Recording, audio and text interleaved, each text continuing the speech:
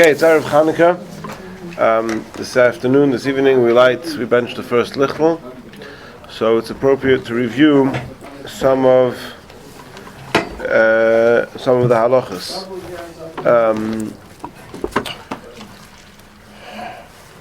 The time. First of all, we'll start with the time. What's the time? The time to light the menorah. So there are actually different customs about this. The Chabad custom is to light at Shkia, at sunset, which technically, if you want to be very exact, that means a few minutes after the time that's published for sunset on the calendars, because the Alter Rebbe writes in Seidach Nas Shabbos, there's a cheshbon of 3 or 4 minutes for the difference between sunset at sea level versus sunset higher than sea level. I mean, obviously, the higher you go, the bigger the difference is going to be. But in Seidach Nas Shabbos, the Alter Rebbe says that we should concern ourselves with those few minutes, and therefore, if the time, does anybody happen to know what the time for Shkia is today in Chicago? No, 4:23. You would say the earliest. Yeah.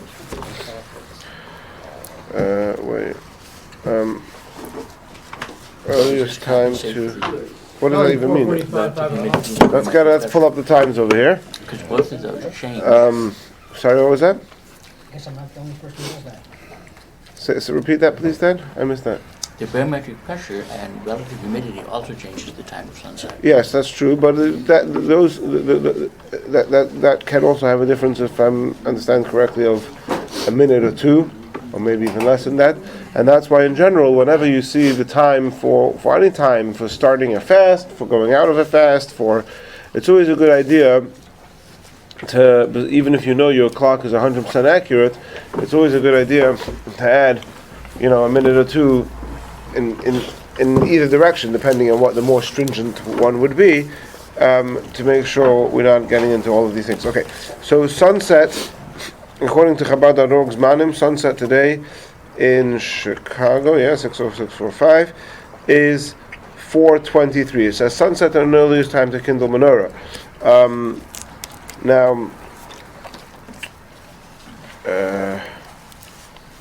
So what I'm saying is that technically, if you want to be the best of all the best, you should wait a few minutes after 4:23. Making it 4:26 or something like that.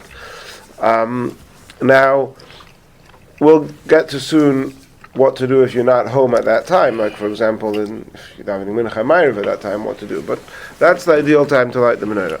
Now, there are certain prohibitions that fall into place before you have to do certain mitzvahs.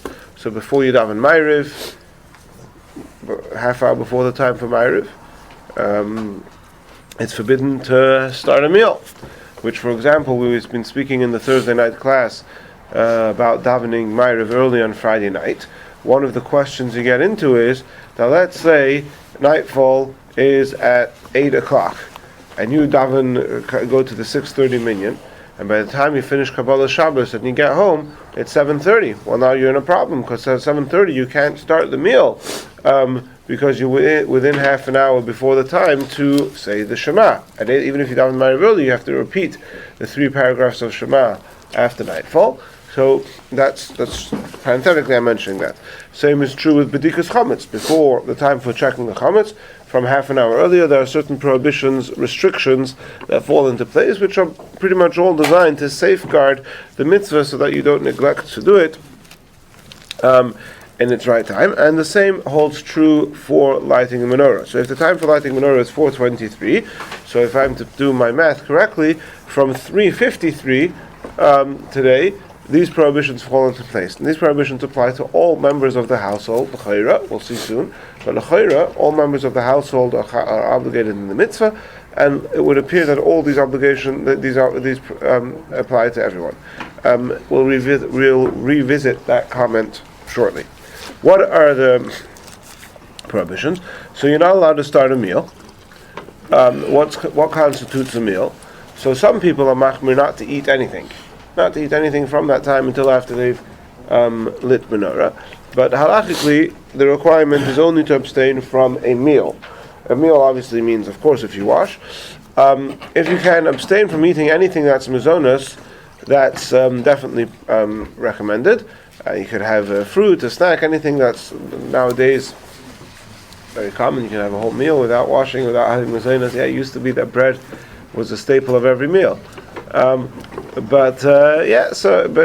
Nowadays, it's, even if a person's very hungry, if they could have that sort of buffer that they don't have more than 2 kazesim, more than a kebeah of mazonos, so then that's the way to do that.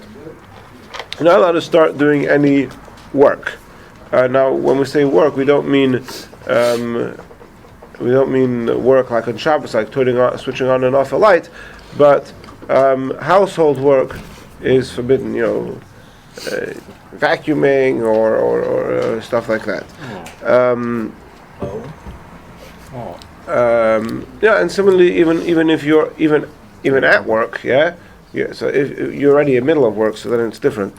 But you wouldn't be able to start. You don't start in a project. You start something at that time.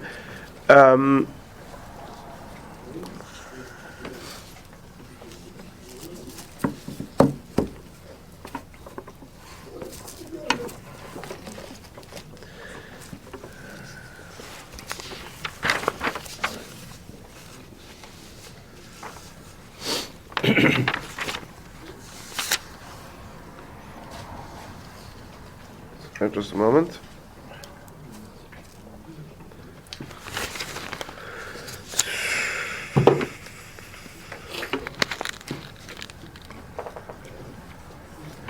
If I recall correctly,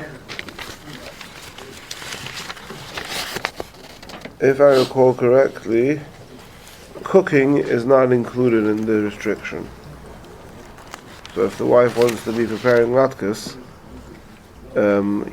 at 4 o'clock to have fresh latkes or donuts after the time, if I recall correctly, that's okay.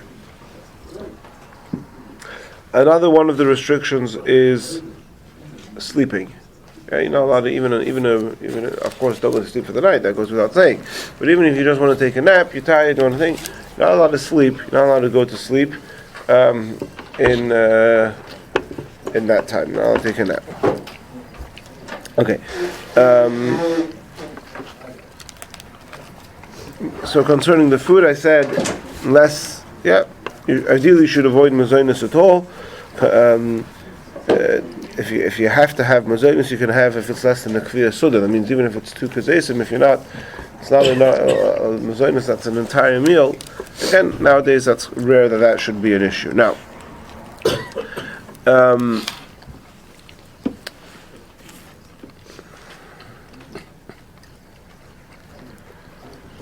it's interesting that in Hilchos B'dikas Chametz, the Alter Rebbe says that you're not allowed to eat at all. all these halachas seem to parallel each other. Ma'ariv, B'dikas Chametz, Chanukah, etc. So in Hilchos B'dikas Chametz, the Alter Rebbe says not to eat. Stop. He doesn't make any restrictions. However, the Maharil, the Alter Rebbe's brother, writes over there that the restrictions when it comes to B'dikas Chametz are parallel to the restrictions by Ma'ariv. Now, by Ma'ariv, those of you who are coming to the Thursday night class will know that we don't have any Alter Rebbe Shulchan Aruch on Ma'ariv. But if you look at the Poskim and Hilchos Ma'ariv, it's clear that it's not a problem to have food that's just burn nefashos would be permissible. Now, learning Torah. So ideally, you're supposed to light at the time, at Shkia. If for whatever reason you're not able to light at that time, let's say, for example, without getting into Mincha Ma'ariv, we'll get to that soon. But let's say, for example, if you're home alone and you're waiting for your family members to come home. So, we're makel to say you are allowed to learn in that half an hour. You're allowed to learn Torah in that half an hour. Once the time comes, if you can't light yet, let's say like I said, you're waiting for your family, so then you should learn something that's not likely to get you too heavily engrossed. You learn an exciting sugya where you could get engrossed and excited by it, and you could get distracted. Learn something less. I don't know if stimulating is the right word. Some poskim say it's a time to review the laws of Chanukah or Chanukah-related Torah. But again, we have that thing. Now, what about a shomer? What if you want to do one of these things? You want to learn Torah. There's a malacha that you need to have done right now. You need to start doing it, so you can't refrain. So, is there an option to appoint a shomer, to appoint somebody to remind you to light the menorah, right? So, in other words, I need to get this job done right now. The job is going to take me half an hour. So, it might even take me an hour. So I'm not allowed to do it because there's a concern that I might get distracted and forget to do the mitzvah of menorah. What if I appoint somebody as a shomer to remind me to light the menorah? So here's an interesting thing. In Hilchos B'dikus Chometz, the Alter Rebbe says, Alter Rebbe paskins, that a shomer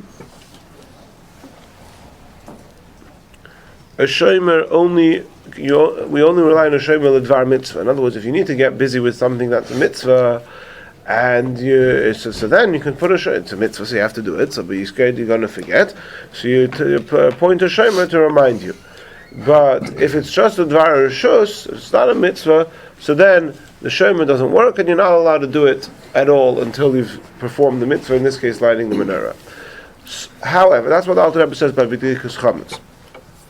However, I saw an article by Rabbi Mordechai Farkash. Rabbi Mordechai Farkash is a shliach in Bellevue, Washington, who I actually had the privilege of spending 10 days with when I was a bacher. I went to Merkos Shlichus there. It was one of the very interesting Merkos Shlichus experience. So Rabbi Farkash, besides being the shliach of the town, is also a big Talmud Chacham and a Rav.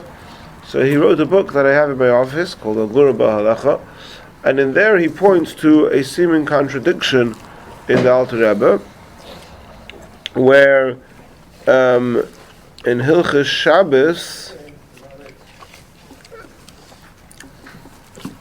and now it's skipping my memory exactly what the scenario is over there. So in Hilchos Shabbos, there's a halacha about that you're not allowed to read something to the light of a candle because there's a concern that you might, if the flame starts to flicker, you'll give it a little tap to bring the oil closer to the wick to get a smoother flame. So, and also,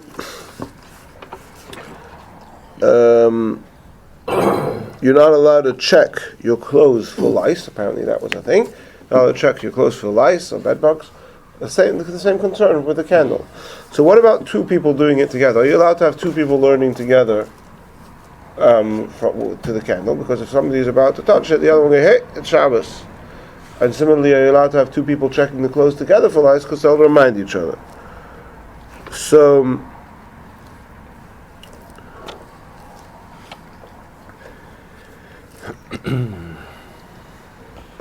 Are you talking about Shabbos candles? No, on Shabbos, you're not allowed to check. If you have a candle, It has to. you're not allowed to do something next to the candle that requires attention to detail, because if the flame flickers, you might touch it. It's a Mishnah, yeah, Shemiyata. That's a Shabbos. Yeah. Okay, that's a Shabbos candle. Oh. Well, it's a candle and it's on Shabbos. It doesn't have to be the Shabbos candle. It could be any Well, candle. I'm saying the Hanukkah candle you're not allowed to use for those kinds of purposes. Correct. Yes. Okay. Now, During the week. We're not allowed to use a Shabbos candle. so the question is. For that. So the question is why does the halacha is that the shomer for Legabi learning you're allowed to use a shomer, Legabi checking for lice you're not allowed to. Why not? So one reason is that it's a mitzvah. When it comes to a tzarich mitzvah, then we rely on a shomer to learn Torah. To check for lice is not a mitzvah, so we don't rely on the shomer. And Taz says no, that's not the reason. The reason is because when it comes to checking for lice, you're going to be checking this side of the garment. You don't have two people checking the exact same thing. I'm focusing on this side, you're focusing on that side, so distracting. Whereas with learning, as long as you're learning B'chad Inyani, you're both reading the same paragraph of the Sefer, so then you'll be able to remind each other. Oh, if you weren't together, but what if two people are just... No, you're not. Yes, it has to be Taka B'chad Inyani. You're not allowed to do B'trei Inyan. So the Mela comes out from the Taz that if I'm checking for lice and I have somebody else who's not checking for lice, he's just standing there to watch me that I don't get close to the candle, that would be allowed. Now,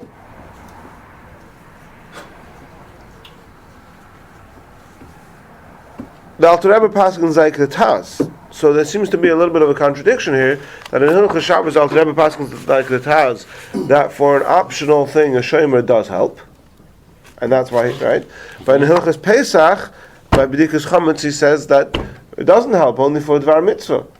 You're allowed to put a shomer for B'dikas Chametz. So, in the rest of this article, he gets into a whole, more of a historical question of, well, which one did the Alter Rebbe write first? And we would always rely on the latter one, whichever one the Alter Rebbe wrote later. That was, he changed his mind.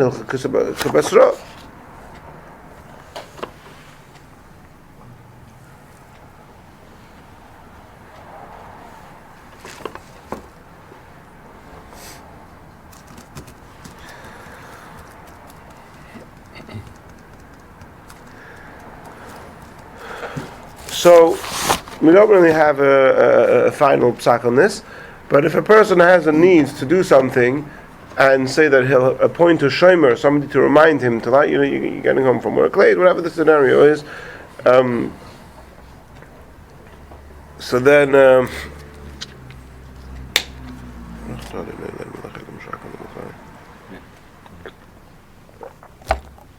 appointing a shomer works, is an option. Now, what about, so I was thinking about, well, what about just sending a reminder on your phone? So I've always had this question. I don't think I've ever seen it explicitly addressed or anybody say, the assumption of the poskim seems to be that you have to have a human shomer. It doesn't have to be that could be by phone. You could call or text a friend and say, can you make sure to remind me to light the menorah at this and this time? Wait, Siri's not human? We don't even know if it's a man or a woman. You can adjust it. Okay.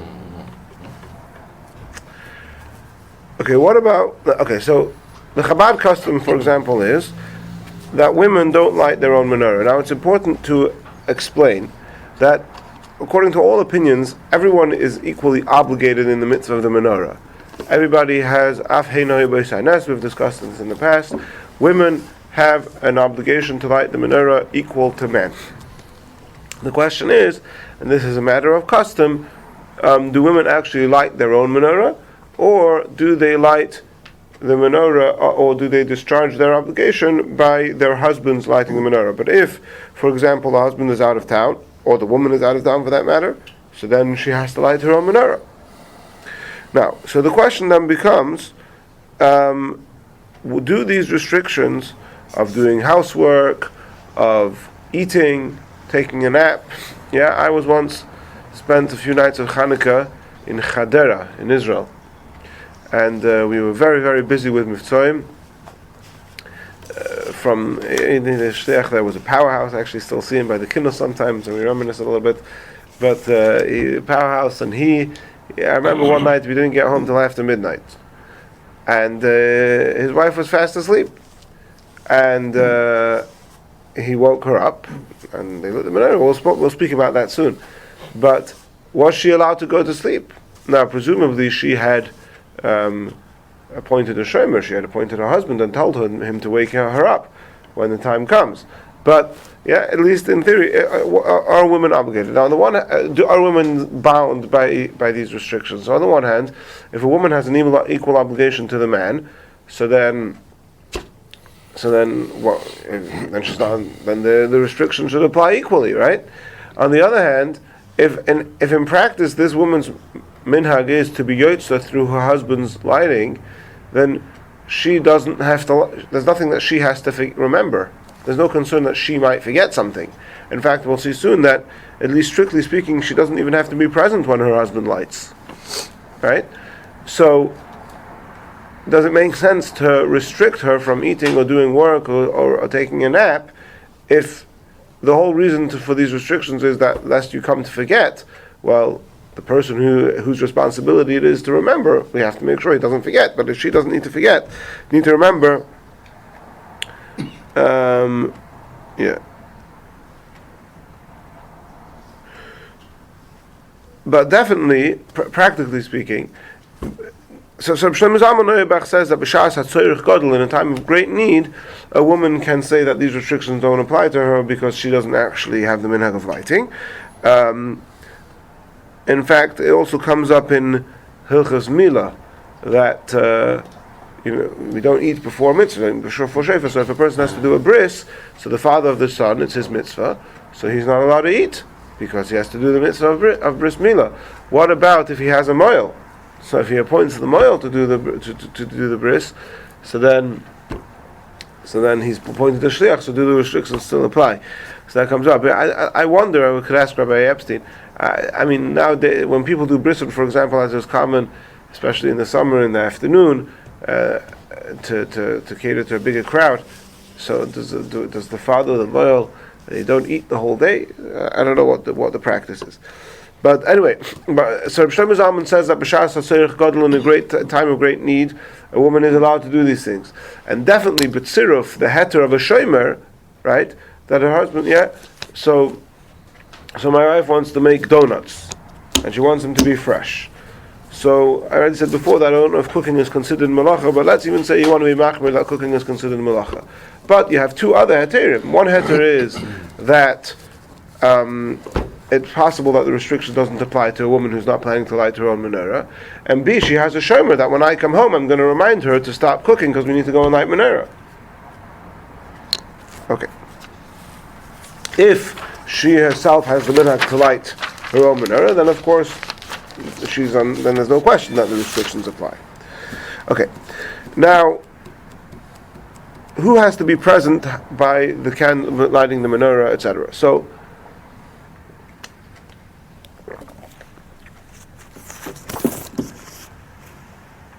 can I get a raise of hands here? Who lights the menorah inside and who lights by the window? Hands up if you light by the window. It's on the 7th floor, nobody can see probably. Right. So that's interesting. I was actually considering doing a class on this, lighting it by the window or lighting inside. It's a busy week for me this week, but perhaps next Sunday or possibly Thursday night. We'll see how the week goes.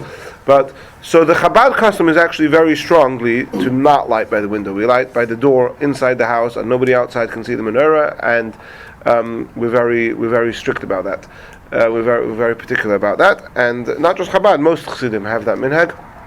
In fact, there was a big Rav in Eretz Yisrael named Rabbi. He was a Belzer Chassid, Rabbi Yehoshua Ehrenberg. I've quoted him in this class a number of times. Don't remember now in which contexts.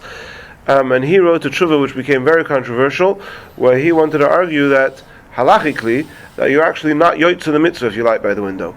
So the history goes like this. The Gemara says that you have to light. Again, maybe we'll do a proper class on it, but just briefly, the Gemara says that you light by Pesach Beisim Bechutz. You light by the outside door of your house, right? It's machlokes Rashi and Tosfos if it means the door of the house or the door of the courtyard. What if you live upstairs?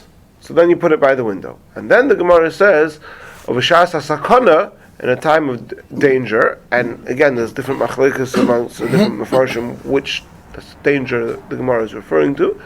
I think the Meiri says that it just means if the wind's going to blow it out, it's the wrong climate. Maniche al shulchan v'day, you just put it on your table and that's it. So in other words, you just light inside.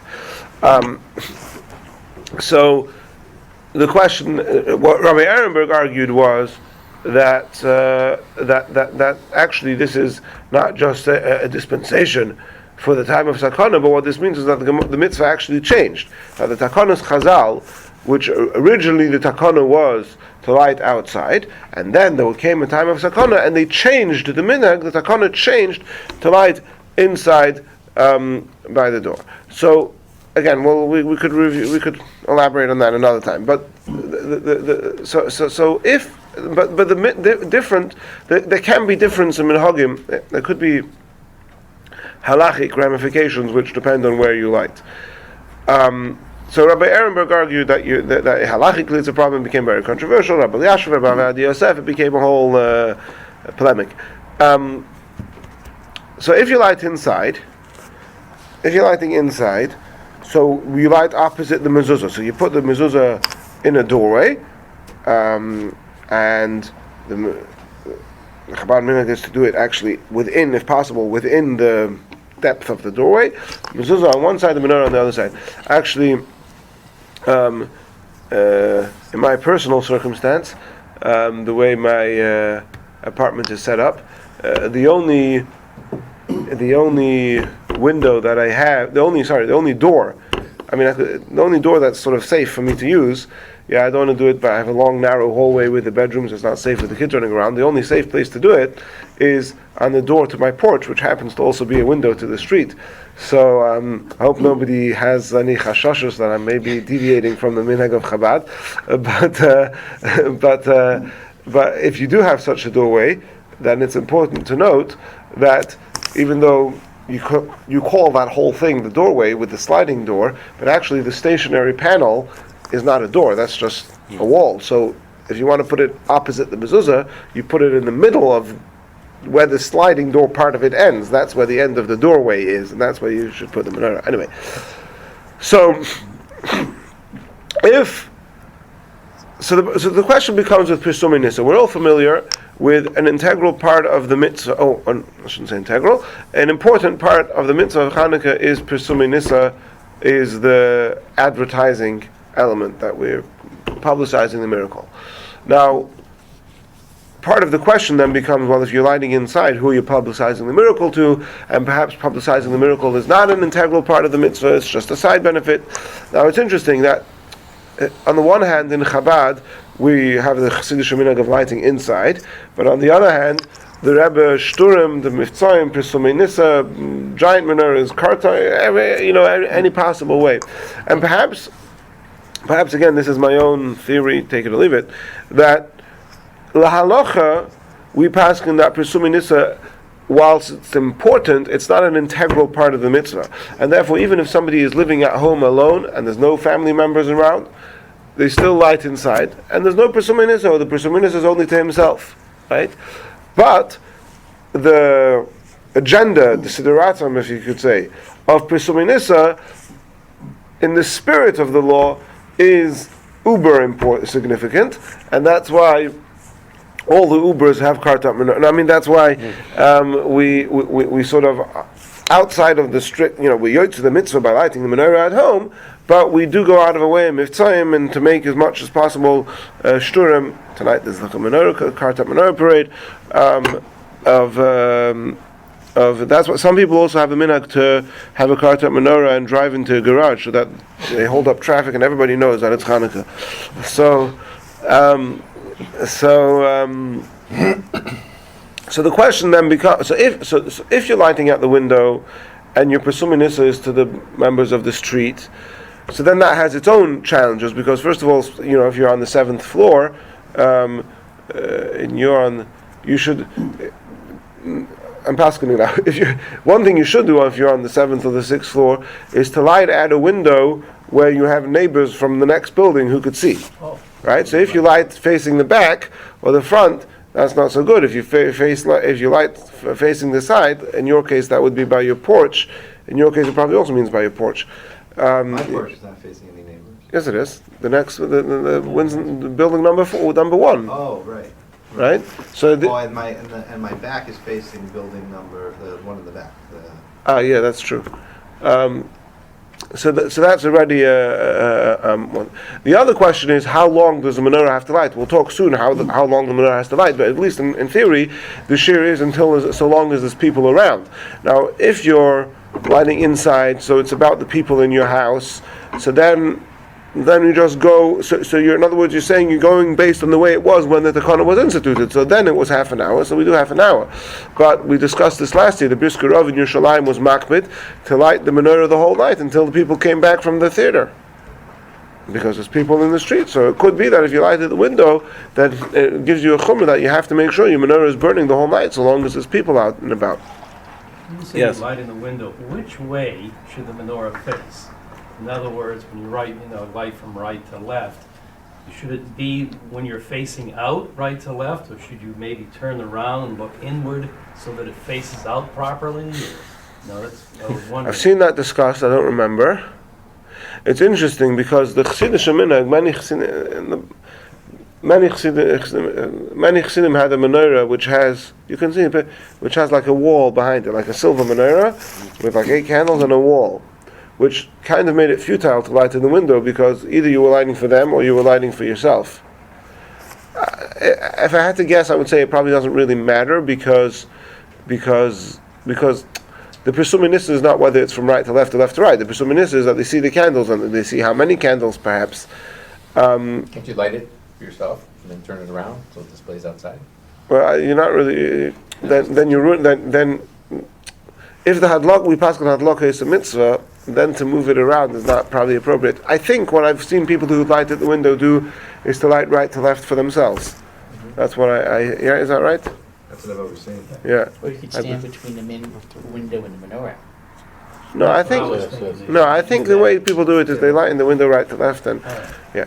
Now, but what about people who are lighting inside? And so who's the presuminissa for? So if a person lives alone, so then either there's no presuminissa or the presuminissa is for themselves. I do recall seeing that if a person lives alone, then it's more important for him to light as much as possible on time, because you're not doing presuminissa for anyone, so you're just lighting the menorah now because now is the time that back in the day was the time to do it. So if you're lighting at 10 o'clock at night, and it becomes a little bit. So if in general, everybody should try to light on time, and if you're living alone, then even more important to try and make an effort to light on time. I mean, nowadays it's not usually the people who are lighting late. It's not like you're going to dinner. You're not allowed to go to dinner before you lit the menorah. The problem for most people is that they can't get out of work early. So you can't get out of work. But you should, as soon as you can get out of work, get out, go home and light the menorah. Now, those who do have family members, so the minhag is that the whole family should gather around when you light the menorah. So all the children and everyone comes. But halachically, it's not an absolute requirement. As long as you should have 1 or 2 family members, your wife, one of your children. So there should be some publicity happening. Yeah. And definitely, if you, for whatever reason, you come home very late and everyone's gone to sleep, you have to make sure to wake up at least. I think the poskim say, ideally, you should wake up 2 family members. But strictly speaking, it's not necessary. And if, for example, you come home, and those of you who have perhaps older children, if you come home and your daughter's out babysitting, she's not coming home till 10 o'clock at night. You don't wait till 10 o'clock tonight to light menorah. You light the menorah, and your wife will be there, or somebody else will be there, and your daughter's yotzah with your menorah. She doesn't have to be. The mitzvah of the menorah is 1 menorah per household, right? 1 menorah per household. So she wasn't. It doesn't mean she has to be there. There should be people present. So when you light the menorah, you make sure there's people present. But if somebody's not around, and it's going to mean you're going to wait the whole evening for her to come home, that's not appropriate. It's better. Doesn't matter who that person is. Like you said, like a daughter. But let's say like the father is working till late. Does the family wait? Well, the father would usually be the one to light the menorah. If they don't want to wait, they can light earlier. And but then you get into the other thing, because if they're not lighting themselves, so why do they care to wait? They could rely on the heter that I said before, that with the combination of a shomer and the fact that they themselves are not lighting, there's no restriction. So they could go on with their night and do their work and eat their supper and everything. And when the father comes home, he'll be the shomer to remind them. I think their concern is that they're not doing it at the time that is really allotted to lighting the menorah. Okay, So a but lot of times people will say, well, you have to get shkia in. Is it more important to wait for the whole family to be together, or is it more, so it's a balancing act. But definitely, if the father comes home and there are family members home, and there are other family members who are not home, you don't need to wait for them. Right now, you have family members, you have Presuming Nisa, and that's it. And if later when whoever comes home, they're Yotze already, if they want to light, can they light them? Yeah, they can still decide to light food without the bracha for sure, but even with the bracha, I think. In Chabad, the minhag is that if possible, women don't make the bracha themselves. The Rabbi said that they might see the women. So the Rabbi Rashab went away, and somebody else came, and the women were yet to the bracha from the man or something. I don't remember exactly. This is definitely the case when it comes to a person's wife, right? What? That his lighting is going to be Yotze, or whether she's there or not. Right? Absolutely, yeah. Well, if she's out of town, maybe not. Yeah. But if she's in town and she's living here, she's coming home tonight, and she's in the same time zone as you, yeah. I mean, somebody asked me last week his wife's going to Israel. Then it's already problematic. It's night over there. It's day over here. By the time he lights menorah, it's already the morning. It's past the time. So I told her she should light herself in Israel. So what if the women are traveling? I mean, if they're going to Israel, fine. Like you said, day, night. Yeah. But what if they're traveling? They're going an hour away.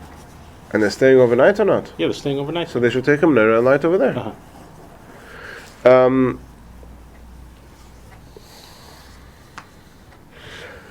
We're not when you make the bracha. Is there any questions on that part before I move on? Okay. When you make the bracha, you light the two brachas. The first night there's three brachas. You light the menorah, and then you don't talk. You don't start talking. And talking includes the singing of Haneres Halalu, Ma'is Tzur, until you finish lighting all the candles. So tonight it's one candle. On the eighth night, it takes time, and everyone should be quiet and just silently watch while you light on all the candles. Now,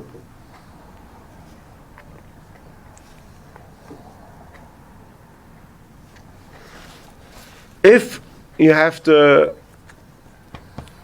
go and do something, if you have to leave, so what's the earliest you could light the menorah? So really, you should never go earlier than the Shkia. Besides on Friday, where you have to light earlier than Shkia, right? Besides on Friday of Chanukah, a person should never light the menorah earlier than Shkia. And even if it means that he's going to light the menorah and leave right away, that's better than lighting before Shkia. The minhag is that after you light menorah, we stay around half an hour, whatever it is. You stay around with the menorah. If you're mamish in a rush to leave, so two things. First of all, you could even if you're able to stay for 5 minutes by the menorah, that's better than nothing, right? You stay for a few minutes by the menorah, and what's even better is if you're able to have a shomer, you have somebody else to stay by the menorah, which besides for safety, at least it shows that you didn't just neglect the menorah. The menorah has to be watched, and somebody should spend time, and somebody else is staying there on my behalf. I have to go. If it's an absolute emergency, then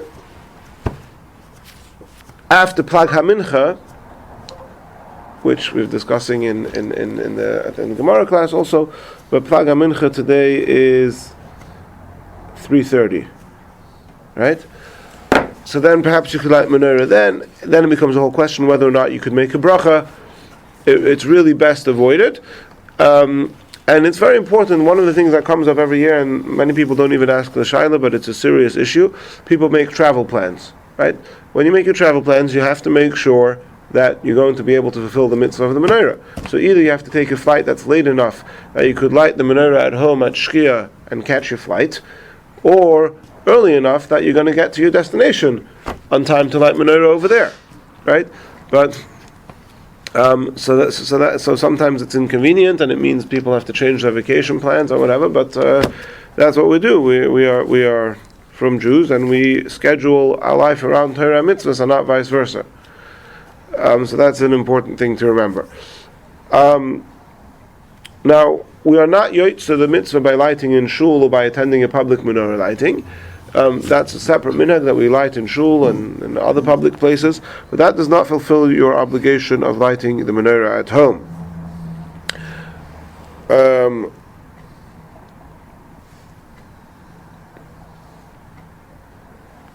what about Shechayonu? So, when do we light the menorah in shul? So our minhag is to light the menorah in shul after mincha. Some people do it in shul after Ma'ariv, but we do it in shul after mincha. So the first time you light the menorah in shul, and by the way, in shul we do say it after plag. In shul we don't have to wait till sunset. Only at home you have to wait till sunset. In shul we light lachatchila after plag mincha, and so you wait till shki. So what about shechiyonu? So once you've said shechiyonu for the first time you do the mitzvah, can you still do it say shechiyonu at home? That question is only relevant tonight, the first night. So the answer is no. You can't say shechiyonu again at home. However, if there are other family members at home, then they have to say shechiyonu, or you could say shechiyonu on their behalf, right?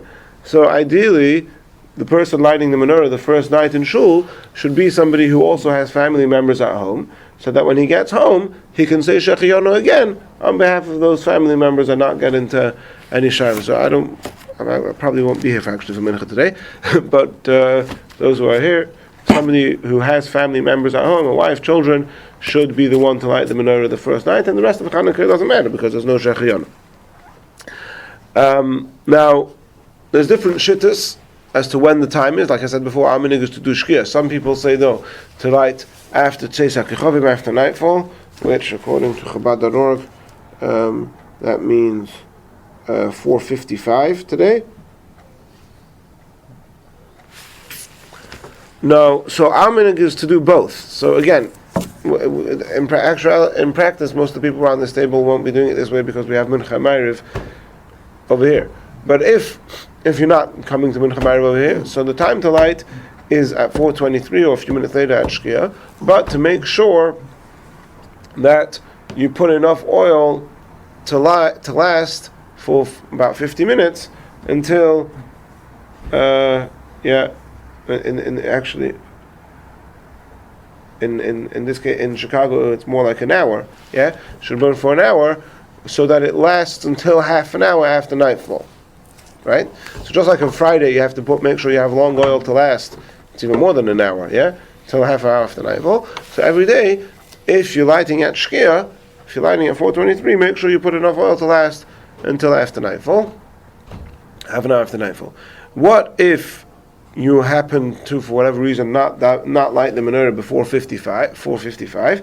So then, you'd have to daven Ma'ariv first. If you light by Shkia, you light the menorah, and then you go out to Ma'ariv later. But if you didn't light the menorah before 55, then Ma'ariv, Tadu, Sheina, Tadu, Koidab. We learned this also in, we didn't learn it yet, we got to learn it. In the Gemara, that you light the menorah, you daven Ma'ariv before you light the menorah, and therefore, in practice, that's also, because we had the Shas, because we have Mincha Ma'ariv, and it's not going to be practical for people to come for Mincha, go home and light Menorah and come back for Ma'ariv. So the minhag has become that we just do Mincha and Ma'ariv together, and then after Ma'ariv, everybody goes home and light the Menorah, but you should do it right away. And if you're not going to make it to shul, so then you should daven Mincha, go home and light Menorah, and go out again or daven Ma'ariv later. Okay.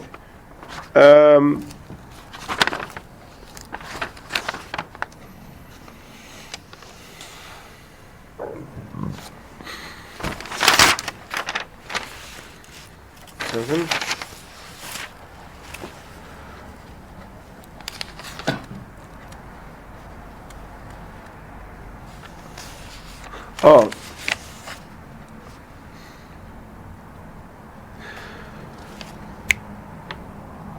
Reb Shlomo Zalman Auerbach says that if the husband's going to come home late, it's better that the wife should light on his behalf at the time of Shkia in his absence, rather than him lighting later. And Be'emes is a good drive from this for the Gemara, because the Gemara says that Rabbi Zera relied on the Chsenoi, he relied on his host lighting on his behalf, presumably because he wasn't going to be there on time. So the Maisa, I don't know if people like to do this, but halachically it definitely has strong ground to argue that if you're not going to be home till 6 o'clock, that it's better that your wife should light at 4:30. So on his behalf, meaning he doesn't have to light it. He doesn't have an obligation. No, there's one menorah per household. Okay. Right? Again, practically, Personally, I wouldn't do this, but don't try this at home. But you can try it at home. Reb Shlomo Zalman Auerbach is definitely You should have a kavana that someone's lighting for him, or he doesn't. yeah. Does that work with daughters or? Yeah, for certain. Yeah, Yeah. all the bias. Yeah.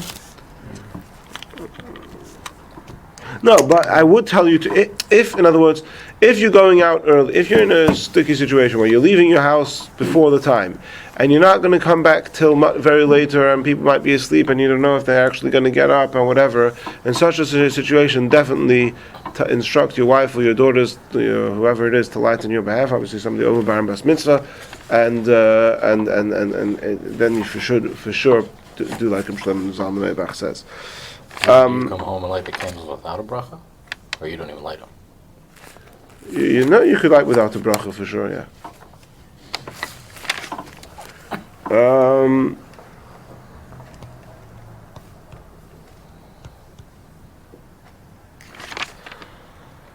Okay.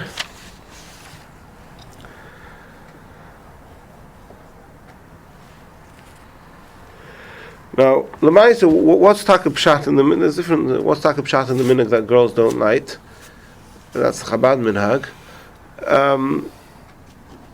So I saw different things, and there could be mystical reasons. I imagine that historically the reason is because that was just like we spoke a few weeks ago about bas mitzvah. That was just a thing. Girls were uneducated; they probably didn't know how to say the brachas. So that was just the style, girls didn't do things, so they didn't do things, and that remained the minhag. There's no sort of essential reason why girls, other than the importance of minhag, which actually by Chanukah we see very strongly the importance of maintaining the minhag, and that we still makbid to light inside, even though nowadays there's no danger. But those whose family have the minhag, the girls should light, absolutely. Okay, there's all the shyness about what to do in yeshivas and seminaries. If you light in the building of where the dining room is, if you light in the dormitory, I don't know if that's so interesting to people over here. You can ask me if it is.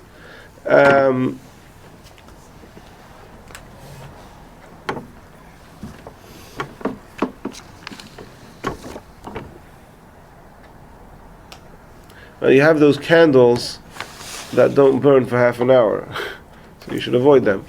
But for young children, it's chinuch, and some say bichlal that chinuch, we've discussed this in the past, that they don't have to do the mitzvah properly with all the bits and pitchivkas. So if necessary to use those short candles, then it's for young children, that's okay. Now if you're doing mitzvahim and you're going to a nursing home or a hospital or whatever, now, usually it's difficult to do mitzvahim there anyway, because most of these places nowadays don't let you bring fire. But if you're visiting somebody in their house who's sick, so you can bring the menorah to their bed and have them light the menorah and then move it away to the door or to the window, as long as it's within the same room. You don't take it into another room. What about electric? I mean, if you can't do it, you can't do it. Electric without a bracha, but it's not like Shabbos. The electric, obviously not LED. Electric, that actually has a. Yeah, you can see the filament. That's kosher? Sorry? It has the filament, it's kosher? Again, without a bracha, it's better than nothing. If there's nothing else if nothing else is an option. Okay, the menorah has to be higher than 3 tefachim, which is about, what's the 3 tefachim, about how many inches? Yeah, a bit less, maybe 10 inches, whatever it is. Not as high as this bar. Yeah, that means the flames should be higher than 3 tefachim. If you have a big menorah, then if you put it, and it's not so respectful to put it directly on the floor, but you could put a tray underneath it or whatever, but ideally you find a low chair or a stool, whatever it is. And also it should be lower than 10 tefachim. I saw some people say that doesn't mean the flame has to be lower than 10 tefachim, but the base of the menorah at least should be lower than 10 tefachim, which is about 30 inches. 29, 30, 31, whatever.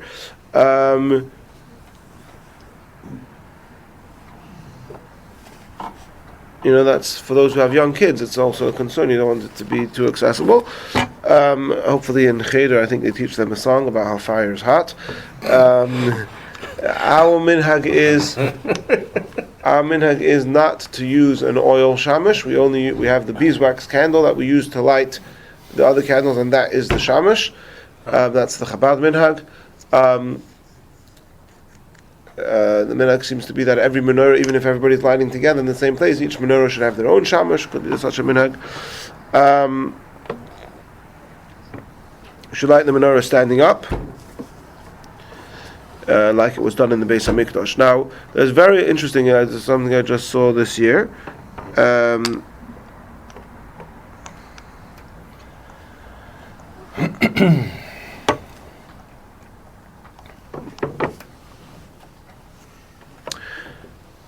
Do you use new wicks? Every day do you use a new wick, or do you reuse the old wicks? Now some say, by Erev Tavshilin we say, you use this bread to make Erev Tavshilin, use it for Lechem Mishnah as well, because the more mitzvahs you do with one thing, the merrier.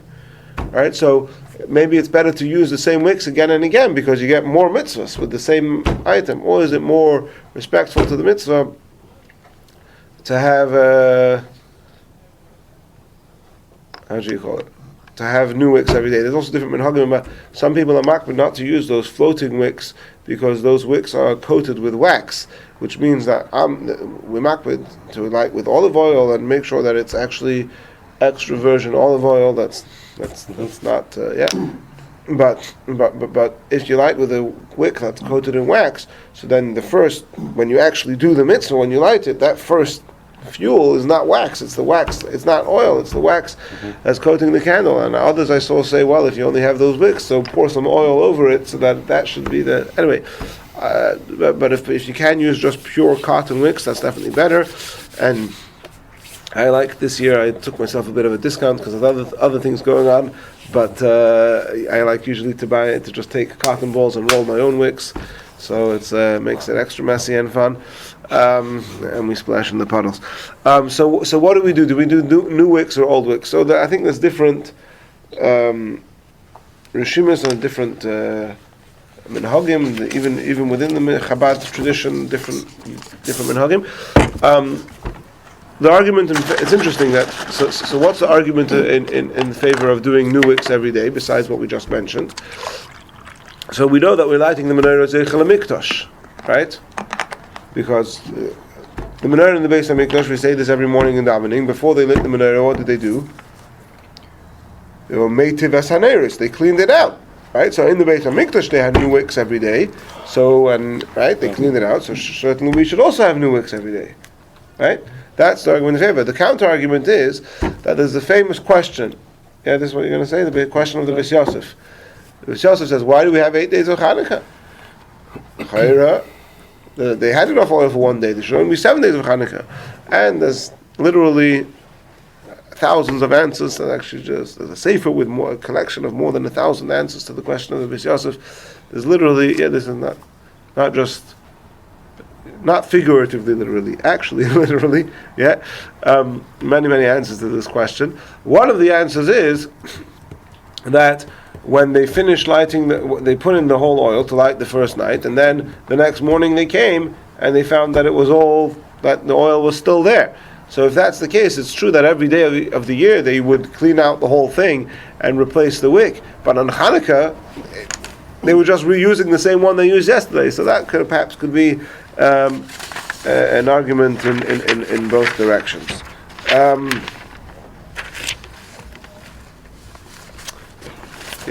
I mentioned before about not talking during lighting the menorah. If you need to talk something that's directly relevant to the menorah, your fire goes out and you go no, and nobody gets the hint. So you say, bring the matches. Then you could do that.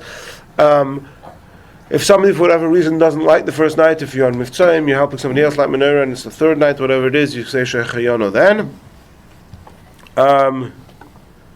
If for whatever reason you lit more than the amount of candles you're supposed to light for that night, then you should extinguish the last one. Let's say it's the third night, you lit 4 candles, you extinguish the 4th one. During the half an hour, if possible, should be devoted to studying Torah related to Chanukah, telling stories. Those who know how to tell children's stories. Okay. We don't use the menorah for anything else on Chanukah besides for the mitzvah of lighting the menorah. No housework is done during the half hour. Again, cooking is allowed, but other work should be avoided. Now, after the time, after the hour, after it's half an hour after the thing, you can move the menorah away from its place. Technically speaking, you could even extinguish it, but it seems that the minhag is not to extinguish it. But you could, if kids are running around, you want it to be safe, you could move it over to somewhere else.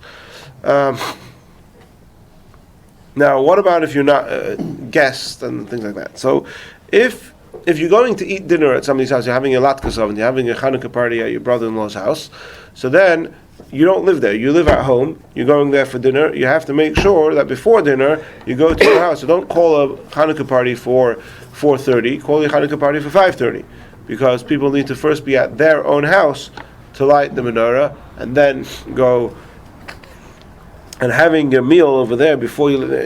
That's the correct way to do it, is to first light the menorah in your own house, and if possible, be there for half an hour.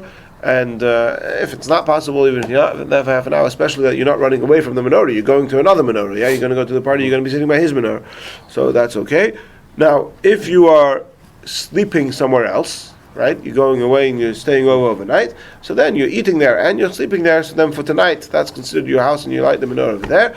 And also the next night. So for example, if you're going somewhere for Shabbos and Matzah Shabbos, you're going to have Malka, and at 10 o'clock on Matzah Shabbos, 8 o'clock, 2 hours after Shabbos goes out, you're going to go home. So because you slept there last night and you're spending the whole Shabbos there, and even tonight you're having Malka, yeah. So for Matzah Shabbos, that's good enough. You can light menorah over there as well.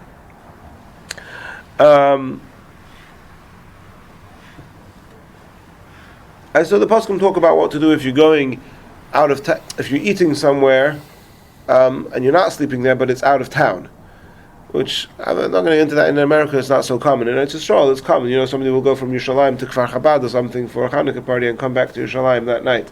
But I don't think anybody here is going to Detroit for a Chanukah party and coming back the same night. So we don't need to get into all of that.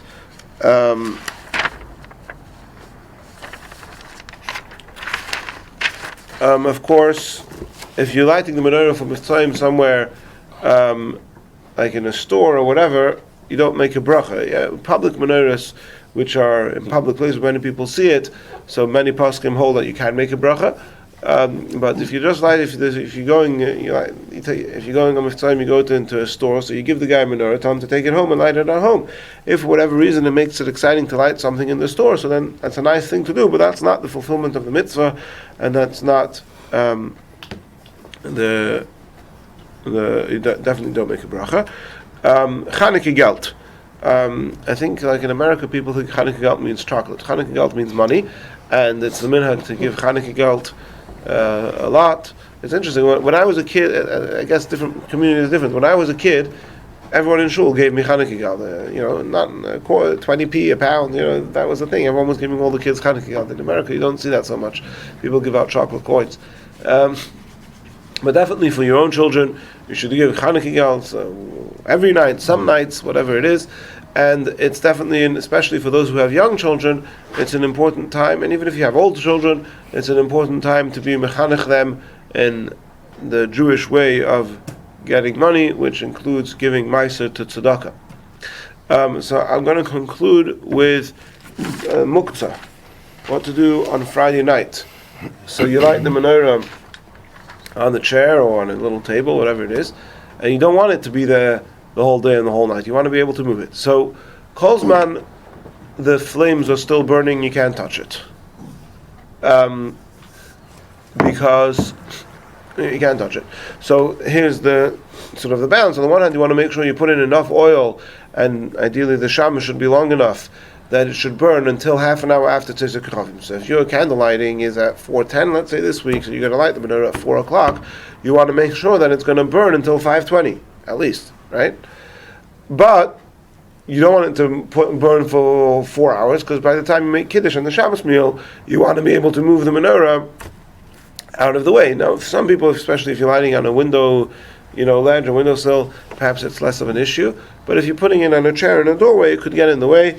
And so what do you do if you want to be able to move it? So it's an interesting thing. There's the concept of buses. Now the truth is, if you want to really be, if you want to move it kelachar yad, that means you want to pick up your chair like in some strange way like this and move it, you can do that, no problem. It's not so practical. So there's the concept of buses. Now the menorah itself is going to be muktzah, that doesn't change. What about the chair? So the chair is also, the table, whatever it is, also becomes muktzah because it's there as a base, as a basis for something which is muktzah. So the workaround is that you have to make it be a basis for something else as well. Now what should that other thing be? So it's interesting.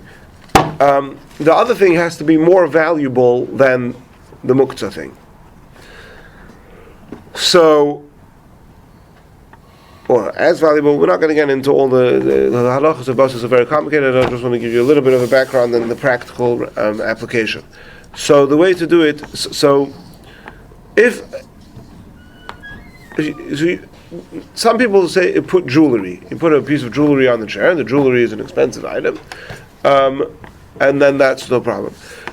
The problem with that method is that you can't really consider the chair to be a base for the jewelry because jewelry doesn't belong on the chair. It's like the peanut gallery. Yeah, you're just putting it there, or on the table. So that's not really a good idea. If you put a sefer, right? You put, let's say, a sefer that you use, a siddur. You use a tehillim, a chumash, a sefer that you use regularly. So now, first of all, the sefer is a mitzvah.